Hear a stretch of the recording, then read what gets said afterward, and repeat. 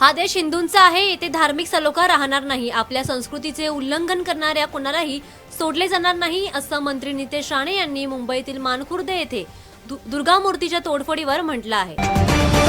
नितेश राणे यांनी मुंबईत सुरू झालेल्या आय लव्ह मुहम्मद मोहिमेला विरोध केलाय आणि म्हटलंय की पोस्टर लावून कोणीही भारताला पाकिस्तान बनवू शकत नाही, पोलीस याची लवकरच कारवाई करतील। काल रात्री मुंबई येथील गोरेगाव येथील नेस्को येथे नवरात्री दांडिया कार्यक्रमात हिंसक संघर्ष झाला।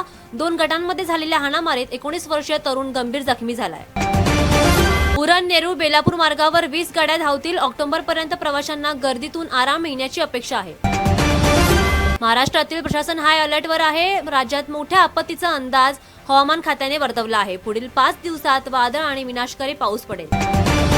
मुंबईत सुरक्षा व्यवस्था मजबूत केली जाईल। राज्य सरकारने शहरात आगाऊ व्यवस्था केली आहे। सीसीटीव्ही यंत्रणेसाठी 20,000 कोटी रुपयांचा निधी मंजूर केलाय। सकाळपासून मुंबईत कोस्टल रोड ब्लॉक करण्यात आलाय। एका कारला आग लागल्यानंतर दोन्ही बाजूंनी वाहतूक विस्कळीत झाली आहे, ज्यामुळे मोठ्या प्रमाणात वाहतूक कोंडी झाली आहे।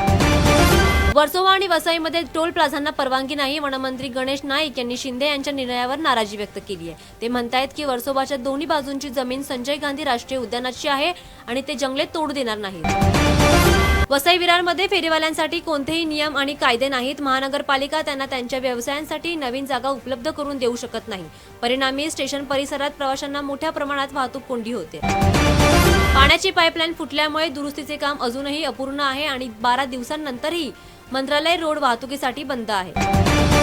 घाटकोपरमधील होर्डिंग घटनेनंतर महाराष्ट्राने आता एक नवीन नियम लागू केलाय, ज्यामध्ये राज्यभरात होर्डिंगची उंची 40 बाय 40 फूट मर्यादित असेल। राहुल गांधींनी जेनझीला दिलेल्या पाठिंब्यावर मुख्यमंत्री फडणवीस यांनी टीका केली आहे। ते म्हणतायत की ज्यांना नेपाळवर जास्त प्रेम आहे त्यांनी तिथे जाऊन राहावे।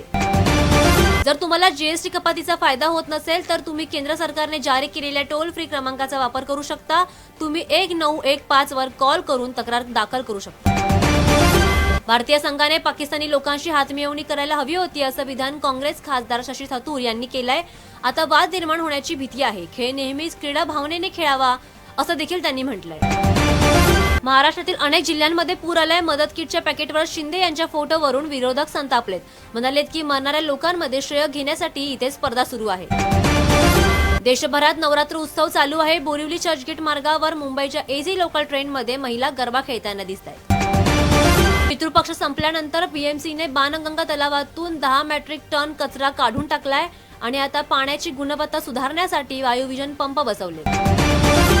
दुष्काळ, पाऊस आणि आपत्तींमुळे शेतकरी हताश झाले। जानेवारी ते ऑगस्ट दरम्यान आतापर्यंत अमरावती जिल्ह्यातील 142 शेतकऱ्यांनी आत्महत्या केली आहे। हा आकडा सर्वांनाच धक्का देणारा आहे। मुंबईत सोने आणि चांदीच्या भावात बदल झालाय। 10 ग्रॅम 22 कॅरेट सोने आता 1,04,900 वर पोहोचलंय, तर चांदी 1,40,000 प्रति किलोग्रॅमवर पोहोचली आहे। पुणे जिल्ह्यात आयुर्वेदिक मसाज सेंटरच्या नावाखाली वेश्या व्यवसाय चालत होता।